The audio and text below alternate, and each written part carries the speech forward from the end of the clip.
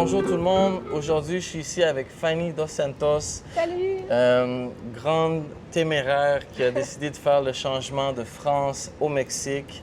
Bienvenue Fanny. Merci Kevin. Merci pour ton temps. Merci pour partager justement un peu ton expérience à nos auditeurs qui peut-être eux aussi désirent faire le gros saut. J'espère qu'ils vont le faire. C'est la meilleure décision que j'ai prise. Ah oui, donc c'est bon. Ben, on va rentrer justement dans le sujet. Dis-moi, qu'est-ce qui t'a donné envie de quitter la France pour le Mexique?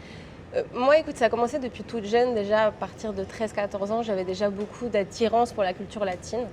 Le fameux reggaeton. Moi, j'écoutais du reggaeton déjà depuis toute jeune. Bon. Je pense que mon frère aussi m'a beaucoup influencée parce que mon frère, nous, on est 4. J'ai un frère, 2 sœurs. Et mon frère, c'était le premier à aller au Mexique. Je te parle de ça il y a déjà 15-20 ans. Il est plus âgé que moi. C'était le pionnier de la famille, ouais. Et bon, lui, il allait comme n'importe quel gars à 17-18 ans. Je t'imagine pourquoi. Hein. Il allait faire les fêtes à Cancun, et puis les latinas, et puis tout ça. Puis à chaque fois qu'il revenait au Mexique, il nous parlait du Mexique comme ça. Tu sais, il avait les yeux vraiment qui brillaient et tout ça. Donc moi, je pense entre l'influence de la culture latine que j'ai toujours aimée depuis toute jeune. J'aimais beaucoup l'espagnol aussi à l'école. Et mon frère, c'est ça, en fait, je pense, qui m'a attirée. Une couche parce que j'ai toujours admiré mon frère. Donc c'est ça, en fait, qui a fait. Donc moi, j'ai terminé mes études en France, j'ai fait pas mal d'études. Et puis après, comme j'ai fait beaucoup d'études, j'ai étudié 8 ans après le lycée. Donc j'étais tannée et j'ai dit à mes parents, j'ai dit c'est bon, je me prends une année sabbatique et je pars en sac à dos. Donc en fait, je suis partie en sac à dos toute seule pour faire un voyage en Amérique latine. Donc j'ai fait un voyage pendant 8 mois. Et mon frère était déjà au Mexique. Donc là, je te parle de la version accélérée, bien évidemment. Entre-temps, mon frère avait vendu sa maison en France, avait vendu son business et est venu s'installer ici à Playa. Il a vraiment aimé le lui, il a tout quitté. Il est tombé amoureux d'une super vénézuélienne. Ma belle-sœur, on dirait que c'est l'intelligence artificielle qui l'a faite. Elle est juste parfaite. Toujours ensemble à ce jour? Toujours ensemble. Ils ont 2 enfants. Enfin, voilà, génial. Ils se sont mariés à Cancun. Et moi, j'étais en sac à dos au Brésil. Et en fait, mon frère mettait son business ici et il m'a appelé pour que je l'aide. Donc, moi, j'étais partie à Cancun en 2016 pour le mariage de mon frère. Et j'ai pas trop aimé Cancun parce que je suis pas trop de grandes villes. Moi, j'aime bien les villes moyennes, mais je me retrouve pas dans les grosses villes. Ce qui fait que Cancun, je le compare souvent à un Miami à la mexicaine. Exact. Tu sais, c'est des buildings, des centres commerciaux. Alors, les plages, par contre, sont juste fabuleuses. Là, tu n'as jamais vu des plages aussi belles. Mais après, bon, c'est une grosse ville. Exact. Et là, quand je suis partie rejoindre mon frère, lui, il était ici à Playa del Carmen. Et je suis tombée en amour de Playa del Carmen. Et ça, c'était il y a déjà 7 ans. Et je suis jamais repartie. C'est ça, hein? Je suis jamais repartie. C'est toujours une question de lifestyle. Cancun a son certain lifestyle. Je dis dans les autres aussi, soit dans mes capsules ou même dans les autres entrevues. Donc, chaque personne va trouver son propre lifestyle. Tu veux justement une plus grosse ville, style Miami, tu veux sortir un week-end, puis vraiment avoir les grosses fêtes, les gros hôtels, puis tout ça. Cancun. Tu veux avoir le petit côté ville, mais pas vraiment la grosse fiesta, puis la grosse ville. C'est ça. Playa del Carmen, après ça, t'as Tulum si tu veux être un petit peu plus local. Donc toi, vraiment, tu as essayé le Cancun, c'était pas pour toi. Tu es venu à Playa, tu as dit « Ouh, I like it ». Et Tulum, à l'époque, parce que moi, ça fait déjà 7 ans que je suis là, Tulum, c'était pas aussi développé que maintenant. C'était un petit village, ça commençait. Maintenant, Tulum, c'est vraiment nice. J'adore Tulum aussi. Mais c'était pas pareil il y a 7 ans. Non, c'était encore un petit village de pêcheurs, limite, tu vois. C'était pas aussi développé. Donc, c'est vraiment ton amour pour le côté, la culture latine et l'influence de ton frère qui, lui, avait déjà vécu l'expérience, puis qui ramenait tous ses souvenirs, puis ces expériences-là qui t'ont fait comme « OK, I gotta try it too ». Et puis, tu sais, je sais que toi, tu es du Canada. Moi, je pense que vous l'entendez, je suis française. Mon petit accent. Mais chez nous, parce que tu sais, Canada-France, c'est très similaire, je trouve que les gens sont très négatifs, tu sais, dans leur mentalité. Je trouve quand même qu'on a des pays qui appuient beaucoup la population, qui donnent des aides, il y a toujours du travail. Enfin, tu as quand même un bon pouvoir d'achat dans nos pays, tu vois. Exact. Et malgré ça, les gens se plaignent tout le temps. Ils ont toujours ce négativisme dans leur tête. Et moi, déjà, depuis toute jeune, je supportais pas ça. Non. Moi, je savais déjà que c'était pas comme ça que je voulais vivre. Tu sais, rentrer un peu dans la société, un job 9-5, payer tes impôts, tes taxes, te marier à 29 ans, avoir un chien, 2 enfants, enfin... C'était pas... c'était pas du tout comme ça que je m'imaginais. Alors que quand tu arrives ici, c'est rien à voir, tu sais, la culture. Déjà, les gens sont toujours souriants. Tu sais, qu'ils soient riches, pauvres, Même quand ils sont pauvres. Juste saluer les gens. Ouais, ils disent bonjour dans la rue. Tu te promènes ici dans la 5e avenue, ça me fait toujours quelque chose.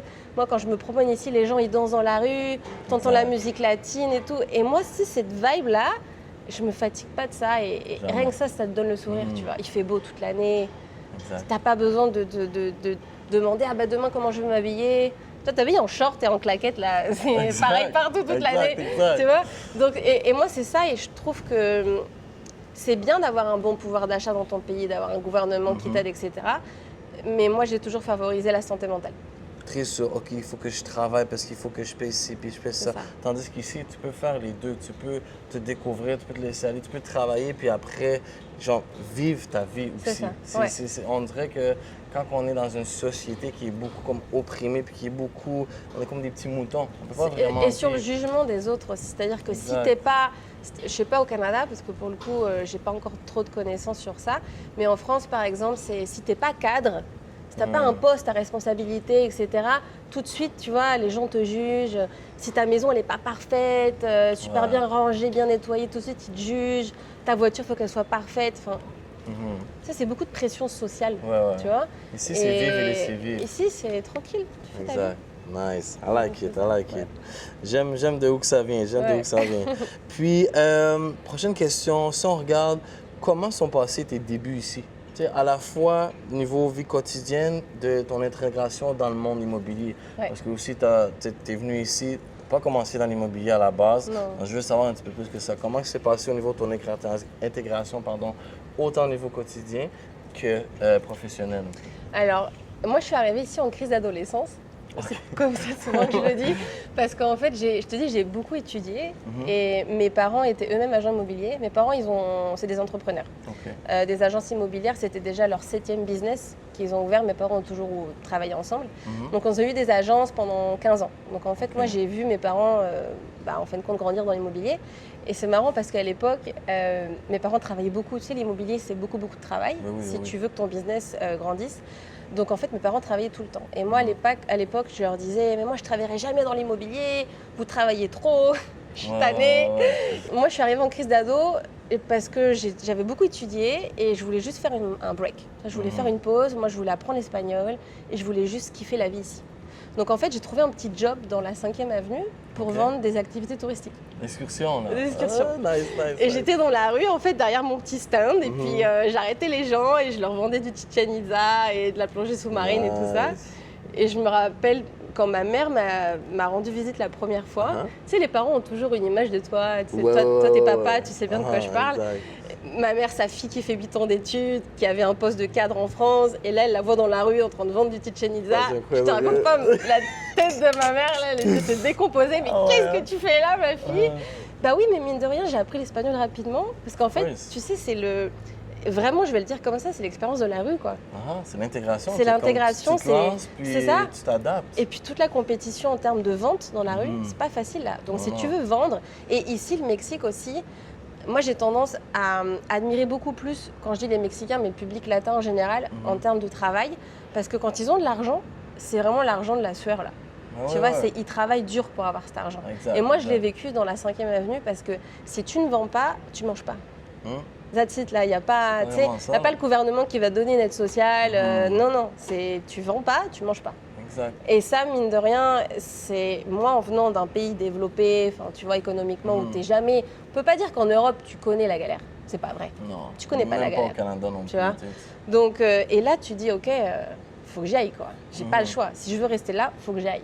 Et je voulais pas que mon frère m'aide. Pour ça, pour le coup, peut-être un petit peu mon ego, tu vois. Mais voilà. Je peux le faire moi-même. Je peux le faire moi-même. Tu vois, je voulais pas, parce que mon frère avait déjà son business, ça marchait bien, il aurait pu me donner de l'argent. Mais j'ai dit non, je vais le faire toute seule. Et c'est ça. Et après, il y a eu la pandémie. Et donc, la pandémie fait que tout le monde a perdu son job ici, bien évidemment, moi, comme tous mes copains mexicains. Et donc, je suis restée 8 mois sans travail.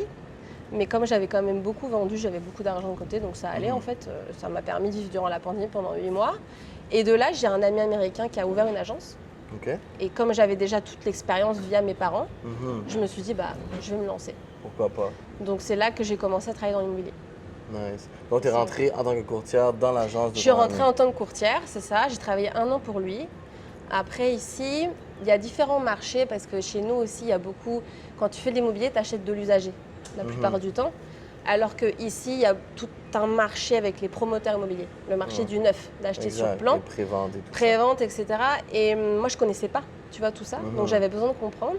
Donc, après mon ami, je suis partie travailler avec des promoteurs immobiliers directement en construction. Parce que je voulais savoir, en fait, comment ça marche. Le fonctionnement.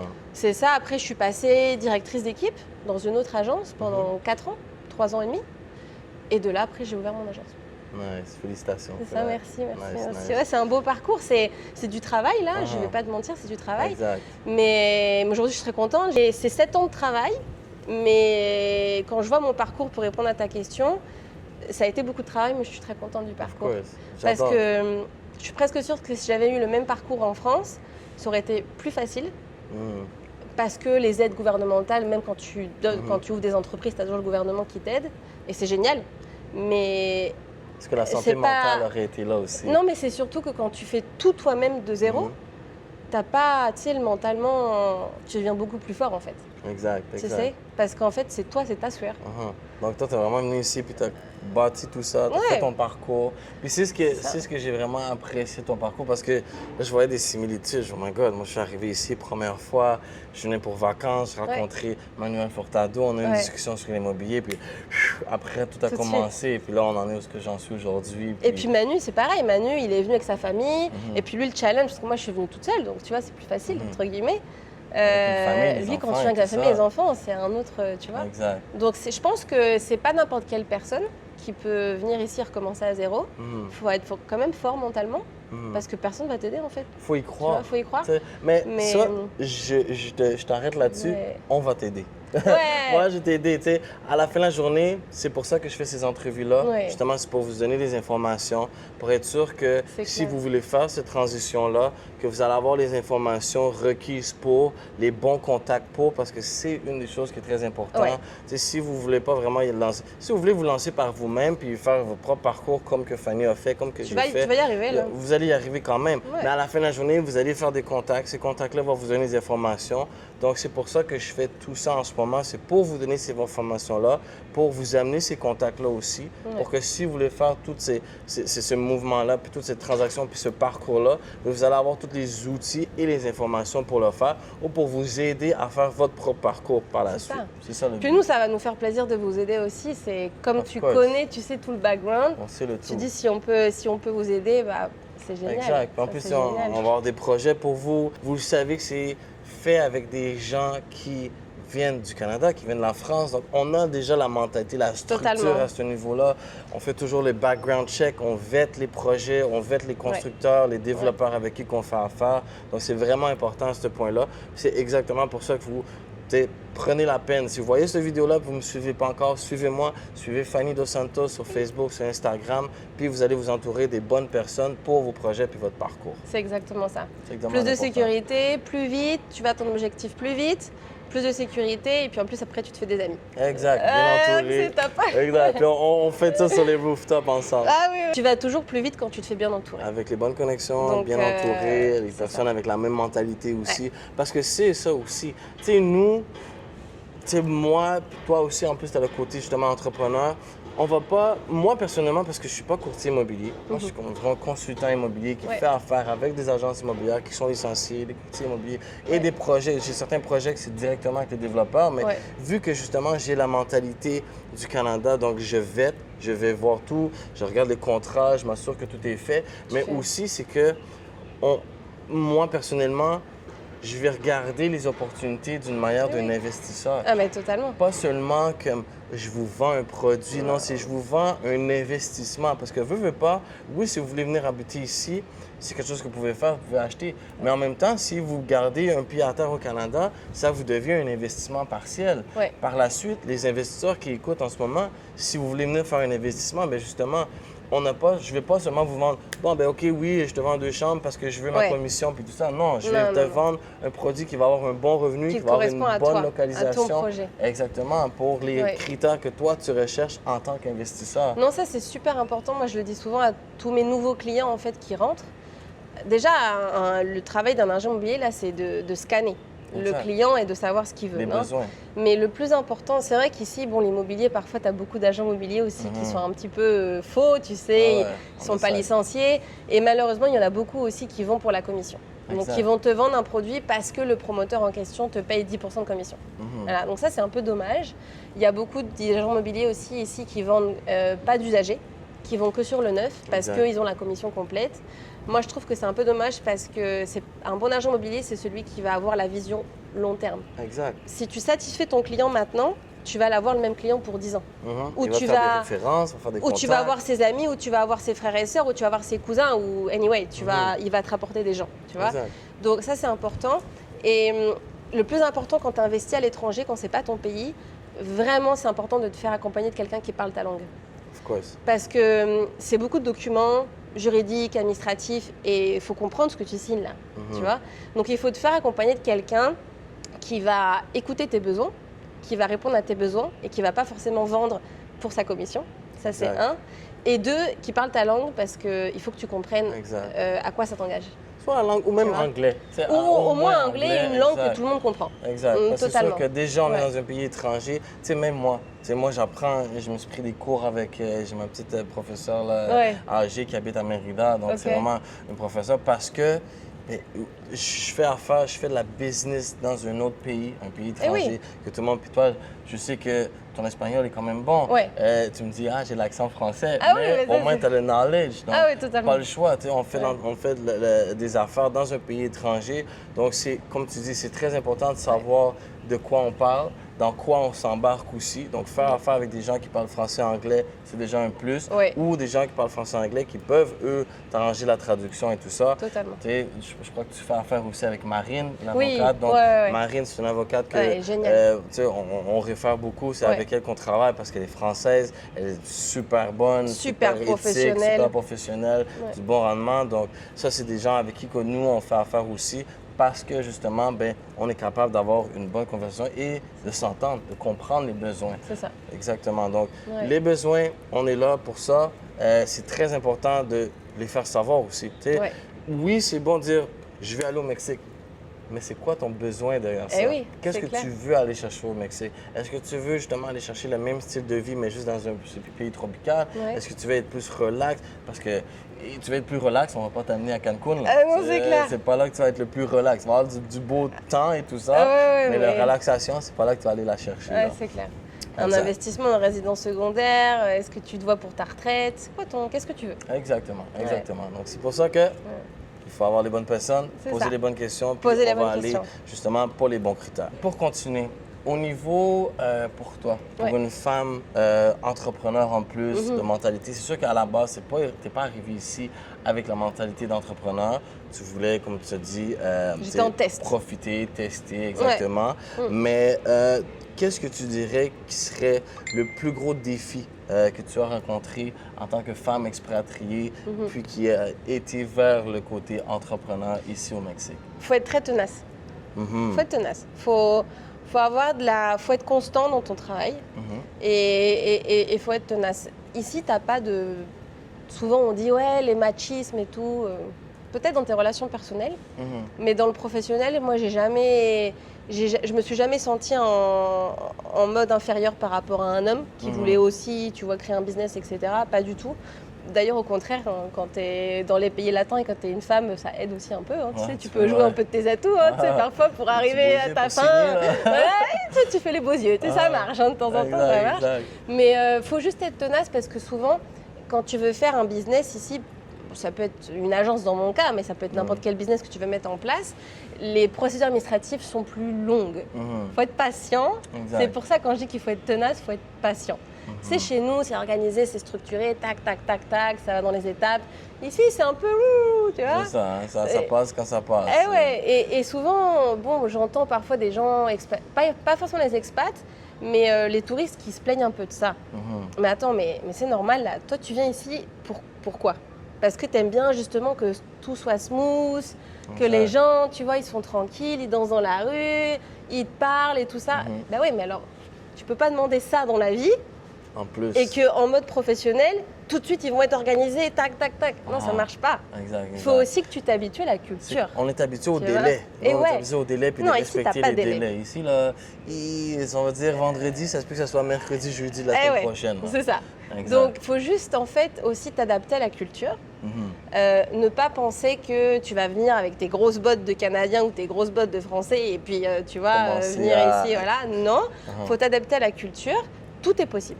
Ici, moi je dis souvent, la terre du Mexique, tout est possible. Of course. Peu importe ce que tu veux faire, tout est possible. Moi, ce que j'adore aussi ici, c'est que tu as beaucoup d'entraide. Bah, regarde, comme là, ce qu'on est en train de dire. Venez, on va vous aider. Donc, tu as beaucoup d'entraide. Tu n'as pas cette jalousie de « Ah, lui, il va créer ce business. Ah, bah tout de suite, non, je l'aime pas, c'est mon ennemi. Non, pas du tout. Tu as beaucoup d'entraide. Donc, ça, c'est génial aussi. Mais il faut être tenace. Il faut être tenace, il faut être patient. Puis, je pense que c'est à cause de ça, justement. C'est tellement... Veux pas, c'est quand même un challenge de démarrer. Puis moi, je l'ai dit dans mes capsules, justement, dans mon Instagram. Si vous ne me suivez pas encore, suivez-moi. Vous allez avoir beaucoup de capsules informatives. Tu viens pas au Mexique penser travailler dans un 9 à 5. Non, tu peux. Si c'est ce que tu recherches, tu peux. Mais c'est pas la mentalité. Surtout pas pour des Canadiens, pour des expatriés ou des Français ou peu importe de où vous venez. Si vous venez ici, vous avez déjà un petit peu d'argent de côté, démarrez quelque chose. Peu importe c'est quoi 100%. La petite passion que vous avez, que ce soit même la chanson. Vous pouvez aller n'importe où, dans n'importe quel petit restaurant, dire écoutez, moi j'aimerais ça venir chanter ici, puis ils vont vous accueillir, que ça soit un art, que ça soit n'importe quelle autre chose. Moi je connais rien de la location de vélo, puis je suis en train de, je suis là-dedans. T'es en train de faire à Toulouse, c'est ça? Exact. Là on a eu des petits obstacles, mais ça va revenir, on va plus se concentrer avant la high season, mais c'est ça ici. Il y a beaucoup d'opportunités, tout est possible. Puis je pense que c'est justement ça qui fait en sorte que, vu qu'on sait c'est quoi, que les gens savent c'est quoi partir du point A et se rendre jusqu'au point Z, ils vont vraiment vous aider à vous rendre là. Puis tout s'entraide. Moi, si j'ai une compagnie de ci et que... une compagnie d'agence, tu vends quelque chose à quelque part. Bon, mais tu sais que si tu veux, moi j'ai un ami qui a des scooters à vendre, qui a des scooters à louer. Donc, on fait des alliances, hop, on s'entraide. Et ça, c'est génial. Et je pense que chez nous, ça s'est un peu perdu, cette culture. C'est dommage, tu sais. On se tire un peu entre nous, tu vois, on s'entraide plus, on se critique. Et c'est ça aussi que j'ai beaucoup aimé au Mexique, que j'aime toujours au Mexique. Donc en fait... j'ai pas eu forcément de difficultés, je pense, pour en arriver jusqu'ici. Il faut juste être tenace. Et en tant que femme, j'ai pas trouvé de différence. C'est pas parce que je suis une femme que j'ai eu plus de difficultés à réussir. Cool. Vraiment. C'est une bonne chose, justement, pour les femmes qui sont à l'écoute aujourd'hui, qui se disent peut-être que le Mexique, ça a une réputation d'un pays macho et tout ça. Au niveau entreprise, au niveau la vie, pas du tout. Parfait, on aime ça. Puis, on revient un peu à ça, on en a parlé un petit peu tantôt, des lifestyles et tout ça. Mais comment, toi, tu décrirais-tu ta qualité de vie aujourd'hui au Mexique, autant sur le plan professionnel que perso? Commence au niveau perso, mais au niveau qualité de vie, là. Ah non, mais je pense que vraiment, là, tu touches un point super important. Je pense que ce qui m'a aidé justement à être aussi tenace dans le travail, pour faire le lien avec la question précédente, c'est ton style de vie ici. C'est que c'est pas comparable. Moi, j'ai voyagé dans beaucoup de pays. Dieu a toujours été avec moi et j'ai voyagé dans beaucoup de pays. Et je trouve que demain, je veux aller en catamaran, je vais en catamaran. Demain, je veux faire de l'apnée dans un cénoté, je veux aller faire de la plongée sous-marine, je veux faire du quad dans la jungle. Il y a tellement d'activités différentes ici. Moi, ça fait 7 ans que je suis là.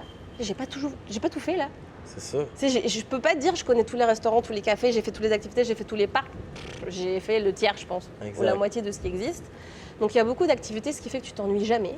Et je pense que c'est vraiment pour ça que les gens reviennent aussi en vacances. Tu sais, souvent quand tu voyages, tu fais un pays et puis tu y retournes 5-6 ans après. Tu vois? Non, les gens ici reviennent tous les ans parce que justement, il y a beaucoup de choses à faire. Donc, quand tu vis ici à l'année, c'est génial parce que tu as toujours des activités. Exact. C'est ce que j'aime aussi un peu ici. Je parle un peu du lifestyle puis du changement. C'est que tu travailles dans le jour, même que ce soit ton entreprise ou pas, tu travailles puis tu finis, tu peux vivre ta vie. Tu peux découvrir chaque jour des trucs. Puis c'est ce qui est, pour moi, ça a été un challenge. Parce que, tu sais, en 1 an, c'est la 7e fois là, que je viens en 1 an au Mexique. Gros coup de cœur, là. Oui. Puis, tu sais, cette fois-ci, c'est 2 mois et demi. Une fois, c'est 1 mois et demi dans un 12 mois. Là. Donc, le coup de cœur est là, le travail est là, les démarches, les sacrifices sont là, bien sûr. Mais aussi le fait de être capable de se lever le matin, aller à la plage pour aller se ressourcer, aller voir au gym, le sunrise. aller voir le sunrise, aller au gym, revenir à la maison, sauter dans la piscine parce qu'on a chaud. C'est génial. Et il est seulement 8h30. Oui. Je prends mon café. À 9h, je rentre dans mon premier meeting. Oui. Puis les personnes de l'autre côté, aucunement, là, eux, ils se sont levés, ils ont fait leur petite routine à la maison. Il fait froid et tout. Fait froid un petit peu, prend la voiture, s'en va au bureau, commence le meeting. Mais moi, j'ai fait mon ressourcement, j'ai fait mon 100%. entraînement. Donc, juste ça. Puis après ça, tu travailles de 8 ou 9 ou 7, peu importe à quelle heure tu travailles, tu finis à 3h, 4h, 5h. C'est comme si tu es en vacances encore. Et tu vas prendre l'apéro. Parce qu'en termes de style de vie aussi, ça c'est génial. Je sais pas au Canada, mais en France, les gens ils sortent pas la semaine. Genre, faut attendre le vendredi pour sortir. C'est comme si c'était une règle. Non, on est mardi, je sors pas. Mais voyons. Exact. Tu vois? Je pense qu'au Canada, ça va vraiment dépendre du cadre professionnel que tu as. Oui. Donc, si tu as un travail qui est plus flexible, là, tu vas avoir des journées que tu vas aller faire. C'est sûr que l'été aussi, le monde aime plus aller, on va prendre une petite terrasse, un petit resto. Mais Canada, c'est vraiment ça aussi. Vendredi, samedi, dimanche. Tu sors, la semaine, tu sors pas. Exact. Ici, hier soir, j'ai fini ma journée quand même assez tard. J'ai fini à 20h. Je suis partie sur le rooftop d'une amie. On a été au jacuzzi jusqu'à 23h. Exact. Et je suis rentrée. C'est fou parce que le lendemain, t'es quand même énergisé. Oui, c'est génial. Quand même énergique. Donc, c'est vraiment, je pense, donc, corrige-moi si je me trompe, la qualité de vie fait en sorte que c'est encore plus facile. Parce que tu es capable de découvrir, tu es capable de découvrir d'autres expériences, d'autres choses, d'autres restaurants, d'autres activités, d'autres endroits. Ça fait 7 fois que je suis venu ici. Pour vrai, c'était la première fois que j'étais allé à Cancun la semaine passée. Parce qu'à chaque fois que je descends à Cancun, je vais directement à Tulum ou à Playa del Carmen. Donc, juste le fait de le vivre, puis de revoir tout ça, j'étais comme, OK, Cancun. Ça a sa vibe aussi, c'est nice aussi, Cancun. C'est un différent vibe. Donc, quand tu feels l'envie d'avoir ce vibe-là, mais je vais aller à Cancun. Totalement. Quand j'ai envie d'aller plus côté nature, je vais aller jusqu'à Bacalar. 100%. Puis là, maintenant, avec le train Avec le train, j'allais le dire. C'est beaucoup plus rapide. Donc, tu peux faire Playa, Bacalar, je pense que c'est peut-être 3h30 en train, je l'ai fait. En train? En train, je l'ai fait. De Playa à Bacalar? De Playa à Bacalar, direct, 3h30. Puis normalement, en voiture de Playa à Bacalar, c'est? Le train ne va pas plus vite parce que tu mets 4h15 à peu près en voiture. Tu gagnes 3/4 d'heure. Mais c'est surtout, c'est plus confort. Exact. Tu mets tes fesses dans le train. T'attends 3 heures. Alors que, après, si t'aimes conduire, ça dépend des gens. Conduire pendant 4 heures. Exact. Pour une fin de semaine, c'est plus fatigant. Alors que t'emmènes ton bouquin, tu t'assois dans le train, tu passes ta fin de semaine à Bacalar, du vendredi au dimanche tu reviens, lundi c'est le travail. Exact. Et tu pars 2 jours et demi, t'as l'impression de partir une semaine. Exact. Parce qu'en fait, t'as cette possibilité justement de découvrir des endroits merveilleux à 2-3 heures de chez toi. Exact. Puis on dirait que chaque semaine, chaque fois que je viens, il y a tout le temps un petit quelque chose de nouveau. Ah oui? Je suis allé au lagoon Napolitos. Oui, Napolitos à Tulum. Napolitos à Tulum. J'étais comme, waouh, j'ai Bacalar à Tulum. C'est exactement, c'est vraiment magnifique. Donc, tu sais, faites-le. Ah ouais. Venez. Prenez l'expérience, essayez-le. Si vous pensez faire le changement, jamais une capsule. Ne pensez plus. C'est ça, pensez plus, faites juste vous sauter dedans. Vous n'êtes pas obligé d'acheter d'un coup. Vous pouvez louer, j'ai une capsule là-dessus. Vous pouvez louer puis expérimenter différents endroits. Vous pouvez louer un mois à Cancun, un mois à Playa, un mois à Tulum, un mois à Bacalar. Il y a toujours des endroits où vous êtes capable. Puis on a des personnes comme Fanny qui sont courtiers, des personnes qui sont capables de vous donner. Parce que moi, pour la location court terme, je peux vous aider avec des contacts parce que justement, c'est comme ça ici. Le plus que tu as de contacts, le plus que tu as de références, le plus que tout va aller vite et ça va bien se faire. On ne va pas non plus vous référer quelque chose qu'il y a des chances que ça ne fonctionne pas. Exactement. Vous comprenez? Donc, c'est ça l'important. Donc, j'aime le fait que la qualité de vie, de ton côté, c'est vraiment le fait d'avoir la liberté d'expérimenter à chaque jour. À chaque jour et de sortir tous les week-ends si tu veux et de découvrir quelque chose de nouveau. Exact. Tu vois? Donc, il faut juste limiter la quantité de tequila. Parce que là, ça se peut que le lundi soit un petit peu plus rough. C'est un peu compliqué. Exact. Mais on peut s'en sortir quand même. Je vous encourage de prendre de la tequila sur un catamaran.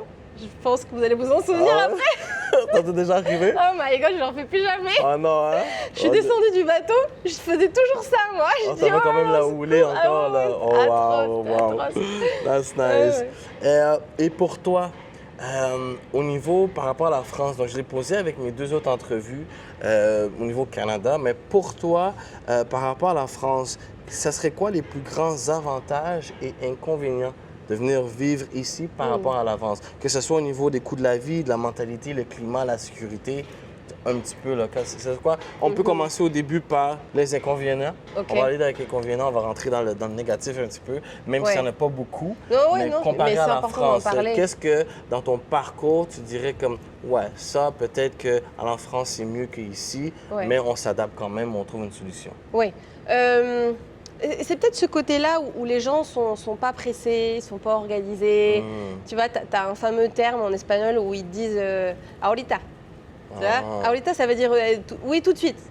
Ouais, d'accord. Tout de suite, ça peut dire tout de suite, ça peut être dans 1 heure, dans 2 heures, dans 6 heures. Exact. Donc ça, c'est un peu, on va dire, le choc de culture, où en fin de compte, tu vois qu'ici, c'est un avantage-inconvénient, parce que c'est un avantage dans le sens où toi, tu te dis, mais en fait, je suis trop stressée, je suis trop carrée, et j'arrive ici, et ça m'apprend à être patient, ça m'apprend à, tu sais, go with the flow, tu vois, c'est vraiment être tranquille. Mais ça peut être aussi un inconvénient parce que ça peut être un choc de culture pour toi, dans le sens où tu sais, t'étais pas... l'éthique de travail. Et ouais, l'éthique de travail. Et puis moi, je me rappelle la première année quand je suis arrivée ici, je commandais un café. Et en fait, je les voyais derrière le bar et ils discutaient entre eux. Et tu sais, j'attendais 10 minutes mon café. Et la première année, ça me rendait folle. Je fais, mais voyons, mais ils discutent entre eux, ils font rien, ils travaillent pas. Mon café. Mais tu sais, t'as cette mentalité un peu d'occidentaux. Où c'est genre, je t'ai demandé un truc, serre-moi tout de suite. Exact. Mais ici, c'est pas ça, là. Non. Ici, c'est tranquille, t'es en vacances. Ou même si tu travailles ici, t'es en mentalité vacances. Exact. Donc, c'est génial. Mais parfois, ça peut être un inconvénient parce que ça te fait un choc de culture. Mais après, vous vous habituez, hein. Vous inquiétez pas là. Tu t'habitues, tu as toujours des solutions, tu t'habitues. Mais au début, ça peut être un petit peu, ouais, c'est ça, tu sais pas trop, tu vois. Exact. Donc je dirais ça. Sinon, moi, ça a été vraiment ça, je pense. Et encore, pendant peut-être 1 an et demi, tu vois, c'était un petit peu dur pour moi. Ça, c'est sûr que j'ai appris à être beaucoup plus patiente, avoir moins d'attentes. Tu vois, sur ce que tu demandes. Sur ce que les gens disent aussi. Ouais, c'est comme, tu sais, quand ils disent, tu sais, ça va arriver. Ça va arriver que les gens vont dire, oui, ça va arriver tel jour, ça va arriver tel jour. Compte-toi chanceux. Compte-toi chanceux. Mais ça va arriver beaucoup. Puis, tu sais, même moi, je le vois. Normalement, je suis quelqu'un de très ponctuel. Ici, des fois, je suis comme à l'aise. Mais moi, je suis arrivée 15 minutes en retard aujourd'hui. Exact. C'est ce que je dis souvent. Je suis arrivée, Kevin, je dis, hey, je suis désolée, je suis mexicaine maintenant, j'arrive 15 minutes en retard. Exact. Mais donc, tu sais, c'est quelque chose que, oui, comme tu dis au début, ça peut être un petit choc, mais on s'habitue. Puis rendu là, partout, il y a des gens qui sont un petit peu plus lents, il y a des gens qui prennent la vie un petit peu plus par les petites pincettes, un peu plus slow. Donc, rendu là, c'est ce que vous recherchez aussi. Rendu là, quand que vous venez ici, c'est parce que vous voulez avoir un style de vie un petit peu plus aisé, un petit peu plus tranquille. Donc, dites-vous que les personnes ici aussi vivent dans un environnement plus aisé. Donc, c'est un peu normal qu'ils soient un petit peu plus smooth. Exact. C'est ce qu'il y a ici. Donc, c'est ce qu'il faut t'habituer à la culture parce que tu peux pas, je répète ce que j'ai dit auparavant, c'est que tu peux pas arriver avec ta culture à toi, vouloir les avantages du Mexique, c'est-à-dire je veux pas trop me stresser, je veux vivre plus tranquille. Mais au moment d'avoir un rendez-vous, il faut que le gars il arrive à l'heure, il faut qu'il te serre à l'heure. Ça ne marche pas parce qu'en fait, c'est complètement contradictoire. Tu vois? Donc, il faut que tu t'habitues à la culture. Puis, ce qu'on dirait au niveau des avantages? Et avantages, en fait, tout ce qu'on vient de dire, quoi, le style de vie, les opportunités, que peu importe ce que tu veux construire ici, que ça soit travailler, même si tu ne veux pas construire ton business, là, si tu veux travailler, il y a du travail partout ici. Tu vas trouver du travail. C'est impossible. Les gens ici, il n'y a pas de chômage ici. Non, c'est ça. Il n'y a pas de chômage. Les gens travaillent. On ne parle même pas juste de travail 9 à 5. Vraiment un travail même que ce soit à la vente, que ce soit... Oui. Tu es toujours capable de trouver du travail. Donc, tu as des opportunités, le style de vie, beaucoup moins stressant la vie. Et puis, tu te fais des amis très rapidement. Je trouve que les gens ici sont très sociables. Oui, très sociable. Très sociable. Ils veulent apprendre. Ils veulent apprendre d'où tu viens. C'est ça. C'est quoi ta culture, c'est quoi. Ils sont beaucoup dans ta famille, combien t'as d'enfants. Oui, exact. C'est une conversation qui commence à propos d'une chanson ou même d'un haha, un petit laugh autour d'un bar, peut se rendre à mon Dieu, t'es rendu, tu connais demain on va toute à la plage. Exact. Tu vois, c'est vraiment, ça c'est un autre truc de plus. Ça c'est génial aussi. Les gens sont pas méfiants. C'est ça, alors que chez nous, c'est tu approches quelqu'un dans un bar, C'est genre, chez nous, c'est qu'est-ce que tu veux? Exact. Tu vois? Ah ouais. Ici, c'est pas du tout ça. Mais c'est sûr que la France, vous avez la petite réputation de... God, je sais, mais on est atroce. On est atroce. Je sais que les Québécois sont beaucoup plus cool que les Français, je le sais. Ouvert, un peu plus connecté. Ah ouais. Mais encore là, tu sais, il y a des exceptions. Oui, mais bien sûr, c'est clair. Moi, j'ai beaucoup d'amis mexicains, mais j'ai aussi beaucoup d'amis français aussi qui se sont expatriés comme moi. Et on a un peu tous fui la même chose. Exact. Tu sais, petit côté de recroquer, la jalousie, c'est exact. Mais que t'as pas ça ici. On n'a pas. T'as pas ça ici. Qu'est-ce que tu dirais de... Je voulais que ça vienne de toi, mais je veux qu'on en parle un petit peu parce que c'est quelque chose que les gens sont beaucoup axés là-dessus, c'est la sécurité au Mexique. Ah, je sais. Ouais. À ce niveau-là, comment tu trouves la sécurité, que ce soit par rapport à la France qu'à ici? C'est quoi ton avis là-dessus? C'est une question qui se répète toujours. Moi qui vends l'immobilier ici, bien évidemment, mes clients me posent toujours cette question. C'est les premières deux questions. C'est les premières questions et c'est normal, ça se comprend.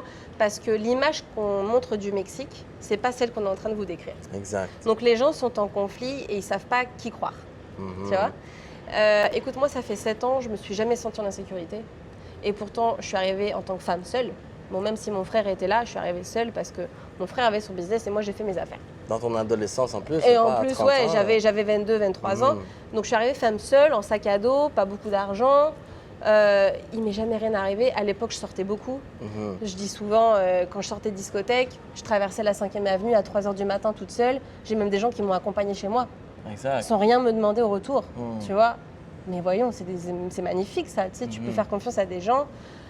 C'est vrai que quand tu arrives pour la première fois au Mexique, moi-même, ça peut faire un peu peur de voir les policiers, parce que tu sais, tu vois ici les policiers avec leurs cagoules, les mitraillettes. Je suis à l'épicerie, puis ils sont là avec le molondo, mais la grosse mitraillette. Avec le grand mitraillette, et tu fais, oh, je suis où? Tous les hôtels sont sécurisés, etc. Mais en fait, ça, c'est plus pour donner une image, en fait, c'est justement pour impressionner. Exact. Mais ça ne veut pas dire qu'il y a de l'insécurité, tu vois. Et puis, si on parle des cartels de drogue, etc., il faut aussi être logique. Ici, c'est très touristique. Ici, les gens font beaucoup la fête, à Playa et puis aussi à Tulum. Donc, réfléchissez. Les gens qui font la fête, la plupart du temps, ils achètent quoi? De la drogue. Parce que ça fait partie de la fête. Bon. Exact. Donc, le client VIP des cartels, c'est le touriste. Exact. Donc, est-ce que tu crois vraiment que le cartel va s'en prendre à toi alors que tu es son client? Exact.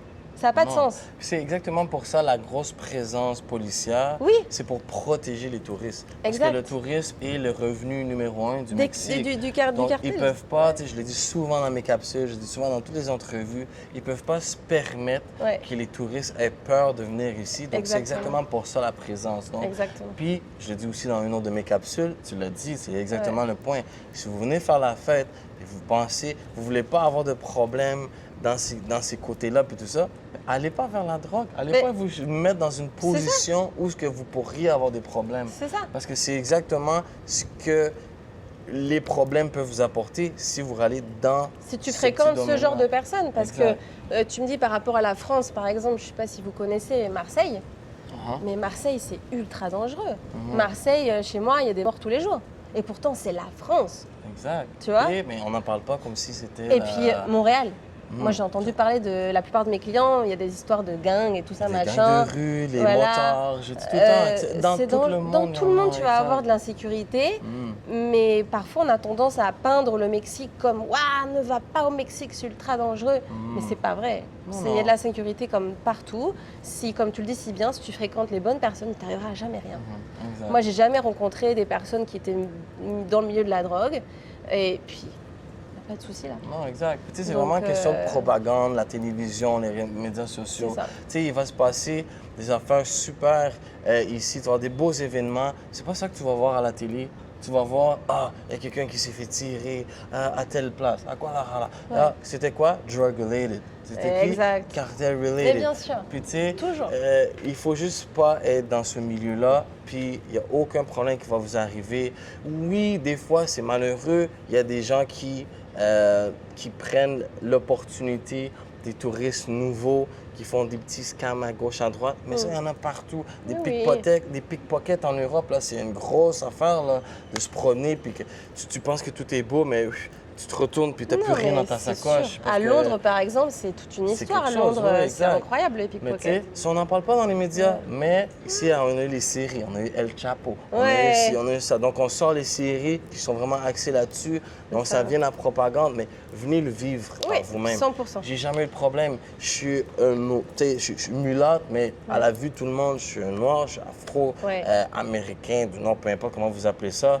Puis, aucun préjudice. Je me suis jamais fait arrêter par la police. Non. Je me suis fait checker une fois en 7 fois parce que c'était un traffic check. Donc, tout le monde se faisait checker. C'est ça, bien sûr. Mais j'avais pas de bière avec moi en conduisant. J'avais pas de drogue sur moi parce que je fais pas de drogue, je suis pas là-dedans. Donc, on laissait passer. Exactement, on laisse passer puis on passe à autre chose. Donc, si vous faites les bonnes choses, n'est pas ici faire les fous, conduire sous et aller chercher la drogue, aller dans des endroits où il y a de la drogue qui se promène, vous n'allez pas avoir de problème. Donc, j'aime le fait que tu as ta comparaison aussi avec la France. La France, on a les banlieues, on a tout ça. Puis on a eu des films, on a eu des films de banlieue neuf et tout ça. C'est plus dangereux, la région parisienne. Je te déconne pas. C'est plus dangereux. Ici, ce que tu entends peut-être, ils sont venus, comme tu dis, ils ont tiré partout, machin. Mais ça n'a rien à voir, là. C'est plus dangereux à Paris, à Marseille. C'est pas du 7 jours sur 7. Exact. Rien à voir. Non, cool, j'adore ça, j'adore ça. Donc ça, c'était un des points que je voulais aussi avoir ta perspective de cela. Vraiment rien. Vu que toi, c'est vraiment côté France puis Europe. Ouais, et puis en arrivant femme seule, tu sais. En plus. Je te dis, ma mère, elle a capoté quand je lui ai dit que j'allais au Mexique. Enfin, parce qu'avant ça, ce que je disais, j'ai fait l'Amérique latine en sac à dos. Ma mère, elle était complètement affolée. Jamais rien arrivé. Jamais rien arrivé. Faut que ça, juste aller chercher les bonnes informations. Puis, tout est une question d'énergie. Si vous voyez que vous allez dans un endroit que l'énergie n'est pas vraiment là, puis vous voyez des choses, allez ailleurs. C'est ça. Allez ailleurs. Puis après, quand tu voyages, que vous venez ici pour une expatriation, pour venir en vacances, après, c'est le bon sens. Tu vas pas aller dans les quartiers locaux. Tu sais que ta grosse montre, tu vas pas sortir à 3 h du matin. Moi, souvent, c'est ce que je disais. Jamais je suis sortie seule dans d'autres pays. Quand je disais que je suis sortie seule à 3 h, c'est parce que ça fait déjà 2-3 ans que j'étais au Mexique et que je connaissais. Mais pour les premiers pays où moi j'ai visité, tu sors pas la nuit, enfin tu sais, c'est du bon sens, quoi, tu vois. Tu restes accompagné au moins. Et puis quand c'est comme ça, il t'arrivera jamais rien. Exact. Jamais rien. Donc c'est ce qu'il y en est. Il faut prendre ces conseils-là, puis les mettre en application. Puis comme on a dit, partout dans le monde, il y a des actions négatives, des actions criminelles, il y a d'autres organisations criminelles. Tu sais, les motards, les Hells Angels, c'est mondial. Que ce soit des mafias, même à Montréal, je pense que j'ai même pas assez de doigts pour compter les types de mafias et gangs de rue. Sérieux, je savais pas ça à Montréal. Beaucoup, là. Tu as des gangs de rue, tu as la mafia, tu as les motards, tu as les mafias vietnamiennes, chinoises, italiennes, tu as même Irish, tu en as plein, là. Donc, tu sais, ils sont là, c'est juste qu'ils sont plus cachés et on ne le met pas de l'avant. Mais encore là, même à Montréal, beaucoup de crimes, beaucoup de meurtres qu'il y a eu dans les dernières années, parce que ça bouge un peu partout. Mais tant que vous n'êtes pas dans ce milieu-là, il vous arrivera rien. Totalement. Ouais. Exact. Parfait. J'adore. Qu'est-ce que tu dirais à une autre Française ou à un autre Français qui pense venir investir ici? Que ce soit conseil sincère, leçon tirée que tu as appris ou que tu dis que tu aurais aimé savoir avant de venir? Pour investir ou pas pour vivre? Pour investir. Vas-y pour les deux. Pour les deux? Pour les deux. Ça marche. Vas-y pour les deux. Mais vraiment vivre, pour les Français au niveau Europe. Au niveau Europe, qui est transfert et tout ça. Pour vivre, franchement, lancez-vous. Parce que pour moi, ce que je dis souvent, c'est la meilleure décision que j'ai prise. Le style de vie ici est vraiment tellement fun, tellement agréable.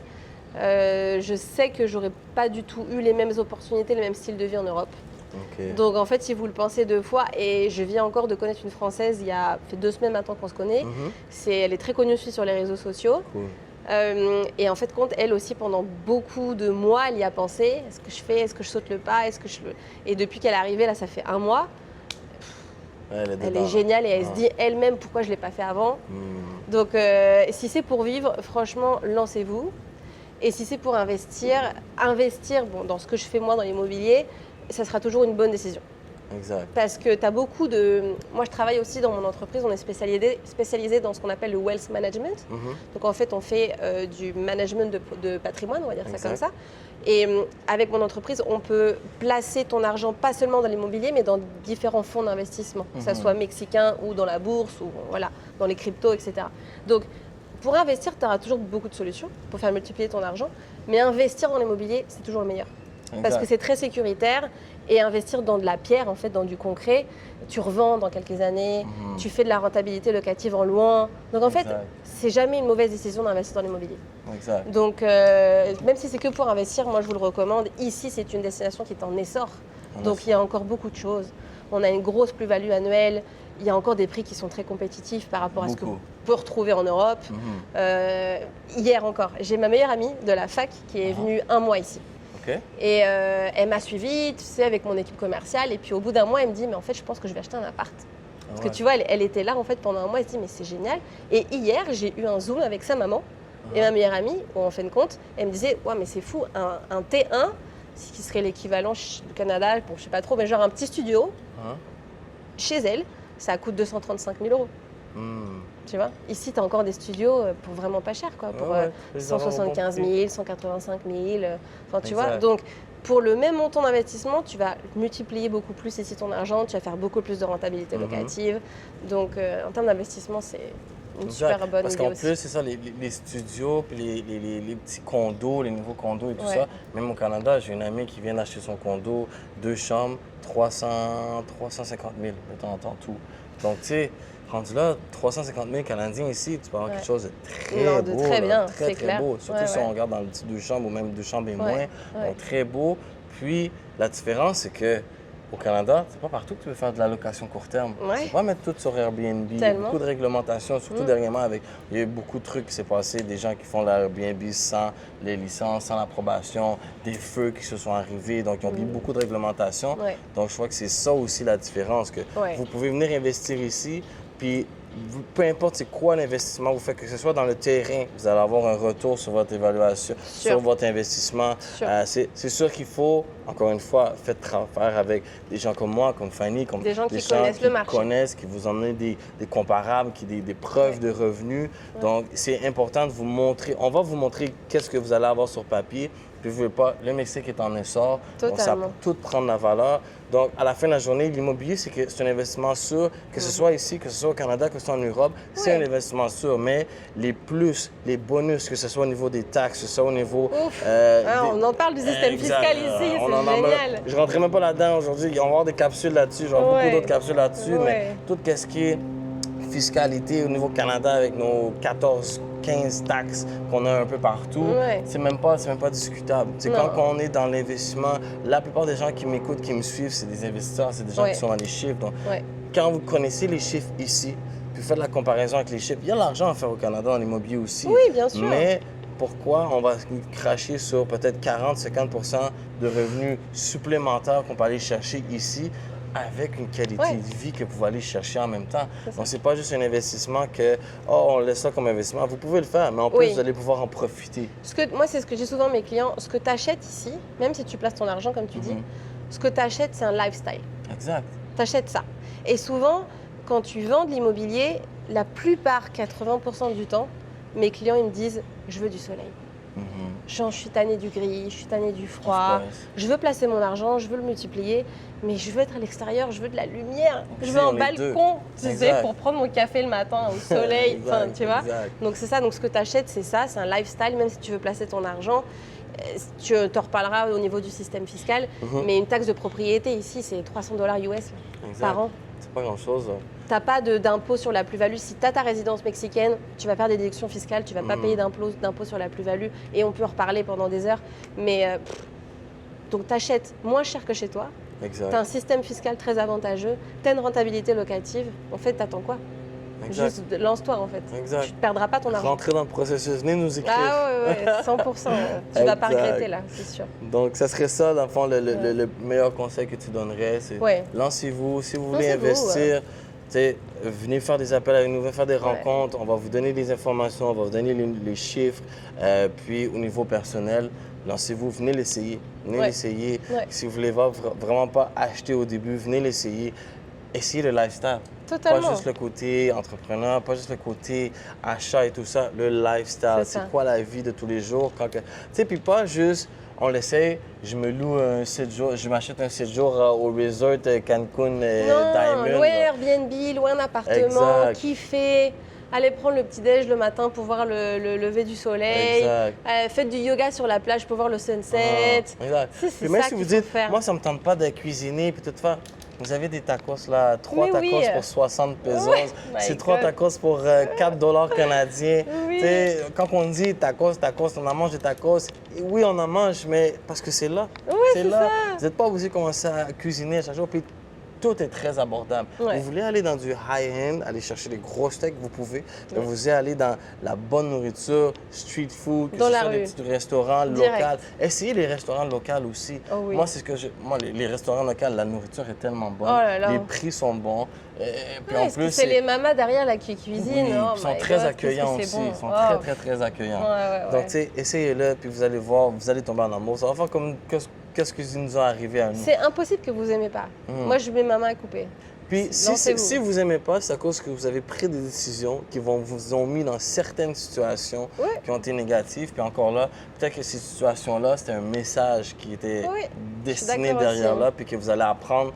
Puis par la suite, si ce n'était pas pour vous, ce serait peut-être ailleurs, mais peut-être aussi c'est à cause que vous n'étiez pas entouré des bons. Ah ouais, 100%. À la fin de la journée. 100%. Good. Et dis-moi, il reste 2 petites questions. Vas-y. Déjà, tu as un très beau parcours. Merci, que j'admire. Merci beaucoup. C'est un parcours justement que je vois beaucoup de similarités. C'est ça? Similarités, exact. Moi, je commence en anglais, quand tu vas commencer à apprendre espagnol, tu vas voir là. C'est quelque chose. Moi, ma mère au téléphone, elle me dit, je comprends pas, Fanny, ce que tu dis. Parce qu'en fait, moi, j'ai que des. Tous mes clients sont québécois, la plupart, parce qu'on partage la même langue. Donc en fait, maintenant, je parle entre un mix entre espagnol, français, québécois. Elle dit, je comprends rien du tout ce que dit, je comprends pas ma fille. Le Mexique en général, c'est tellement magnifique. C'est grand, il y a tellement de choses à découvrir. Et t'as tout. Tu sais, tu veux aller au désert, va à Baja California. Tu veux aller dans les montagnes. Tu veux dans les montagnes, tu veux des cascades, faire du canoë-kayak, va au Chiapas. Tu vas dans les montagnes, va à Monterrey. Tu veux plus un peu côté mer, mais que ce soit pas si chaud qu'ici, va à Veracruz. Tu as tout ce qu'il faut. C'est impossible de t'ennuyer au Mexique. C'est impossible. Vous pouvez commencer avec un pied à terre ici, après découvrir. Et après, tu voyages. Si vous voulez avoir d'autres propriétés ou d'autres petits studios, appartements pour réussir à aller un peu à peau, vous pouvez le faire aussi ailleurs. Et puis, tu as même, après, quand tu vis ici, my God, pour voyager dans le pays, c'est $40, $50. Exact. Pour les billets d'avion, maintenant, en plus, il y a le train Maya qui fait le tour.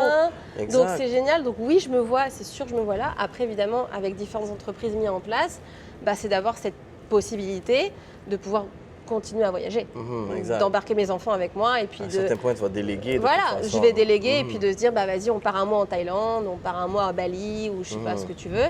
Donc, c'est ça. Dans 5 ans, c'est l'objectif. That's good. C'est un bon objectif, très bon objectif. Merci. Bon, puis pour finaliser, pour conclure, si tu devrais donner un seul conseil à la personne qui veut faire le big move vers le Mexique, ça serait quoi ce gros conseil? Appelez-nous et on va vous aider. C'est un conseil qui rapporte un peu à bien vous entourer. Bien vous entourer parce que ici, on répète, il y a beaucoup d'opportunités. Tu vas y arriver, anyway, tu vas y arriver.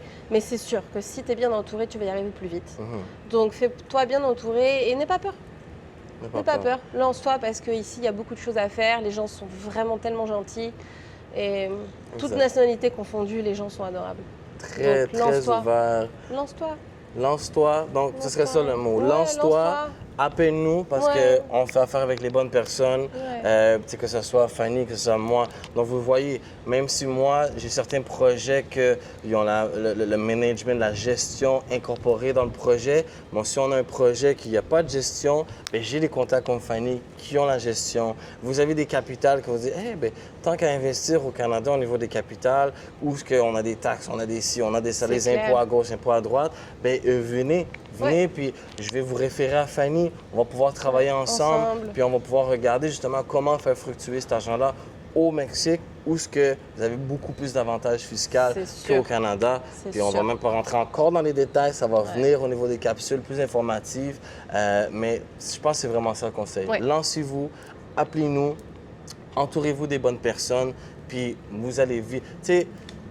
j'ai beaucoup de messages, puis je suis sûr que ça t'arrive aussi. Oui. Tu vis la belle vie, toi. Ah, c'est la belle vie. Mais of course, c'est la belle vie. Mais c'est ta décision aussi. Exact. Il n'y a personne qui t'a poussé pour venir là, parce qu'il ne voit pas tout le travail derrière ça. Il ne voit pas tous les sacrifices derrière ça. Donc, oui, c'est la belle vie, mais c'est une belle vie que vous pouvez avoir aussi. Exactement. C'est la belle vie que vous pouvez vous créer aussi. Vous pouvez investir dans cette vie-là avec les bonnes personnes. Donc, n'hésitez pas, faites le saut. Le bateau est là en ce moment. Attendez pas que ce soit dans 10 ans, puis c'est trop tard, là je suis rendu, puis là j'ai telle responsabilité, j'ai telle obligation. Lancez-vous, puis après, adaptez-vous. On est des êtres humains, on s'adapte à tout. Les êtres humains s'adaptent à tout, exactement. Puis souvent on a tendance, tu sais, l'humain a tendance à dire oui, quand je serai arrivé à tel niveau de ma vie, alors je ferai ça. Tu sais, alors je ferai... Non, mais maintenant, là, now. Ou mets les pions en place pour y arriver. C'est ça. Comme Donc ça serait ça vraiment le conseil. Je te remercie beaucoup, Fanny. C'était un grand plaisir. J'ai vraiment aimé ton partage. Comme je dis, j'ai beaucoup de similarités dans ça, donc j'adore ça. Je vois, justement, même pour moi, en faisant une entrevue avec toi, je vois que c'est possible. Mais oui. Donc, c'est dans mes plans. Moi, j'ai déjà aussi, comme tu dis, mon plan de match. Tous mes pions sont en train de se placer. Mes connexions sont en train de se faire. Puis, mon plan de match est là. Puis, je vois que ça se fait autant au niveau professionnel. Donc, si vous voyez que ça se fait au niveau professionnel, vous allez voir avec les autres entrevues aussi que ça se fait, même au niveau personnel, même avec une famille, avec des enfants. Donc, faites-le. Venez nous contacter. Kevin Dream sur Facebook, k.r.dream, GI sur Instagram, Fanny Dos Santos sur Facebook, sur Instagram. Sur Instagram, je suis fannyds.radical. Parfait. Donc, de toute façon, je vais mettre ça dans les lignes, dans les bios et tout ça. Donc, merci encore une fois, Fanny. Avec plaisir. Puis, on attend vos appels, on attend vos messages. Lancez-vous, là. Regardez les avions, bouquez les avions. On vous attend. Puis, dans quelques temps, on va revenir dans un petit rooftop comme ça, puis on va discuter en personne, puis prendre une petite margarita ensemble. Super. Merci. Allez. Yes. Salut. Yes. Ciao, ciao tout le monde.